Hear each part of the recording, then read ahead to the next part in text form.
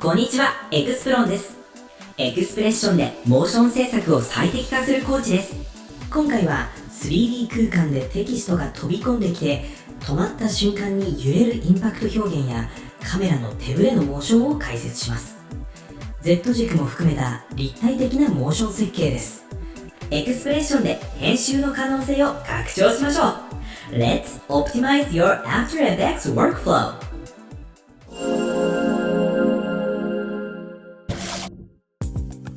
テキストが飛んできて止まる演出、よくありますよね。ただ、そのままだと動きが単調になる、重さや衝撃が伝わりにくい、印象に残りにくいといった問題があります。特に 3D 空間では Z 軸の移動だけで終わってしまって止まった感が弱くなるといったことが多いです。ポイントは止まった瞬間に細かい揺れを加えることです。これにより衝突した感覚、質量のある動きを表現できます。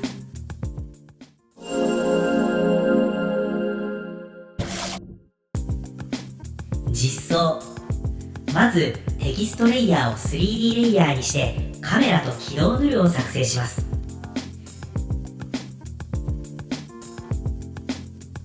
テキストが飛び込んでくるモーションを作ります。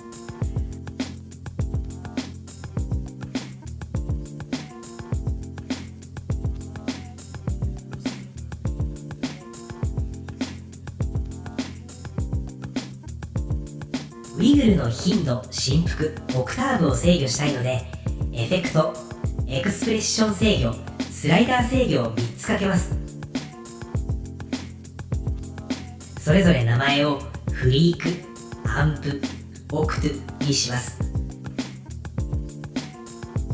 その上でテキストの位置に次のエクスプレッションを記述します。それぞれのスライダーを変数に代入します。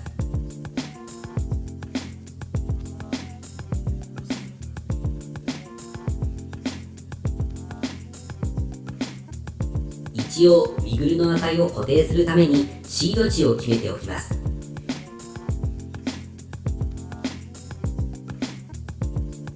W という変数にウィグルを記入し、フレク、アンプ、オクトを入れます。位置の X、Y、Z にウィグルの値を適用します。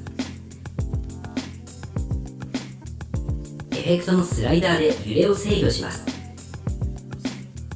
キーフレームアニメーションでテキストが飛び込んでくる直前で値を0にします。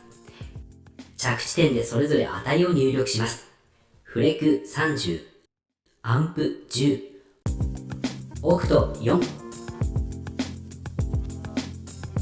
20フレームほど進めてそれぞれの値を0に弱めていきます。これでストップのモーションにインパクトが追加されます。テキストの後ろに 3D のオブジェクトがある場合、テキストが見えたり消えたりします。これは Z 軸の揺れのため、後ろのオブジェクトの前後に行ったり来たりするためです。Z 方向を揺らしたくない場合は、バリューに置き換えてあげればいいです。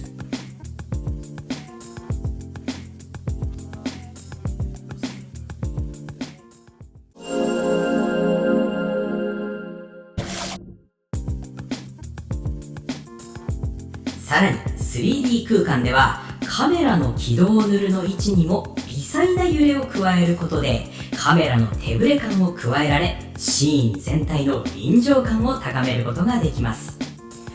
この設定によりただの移動からインパクトのある演出へ、平面的な動きから立体的な体感へと進化します。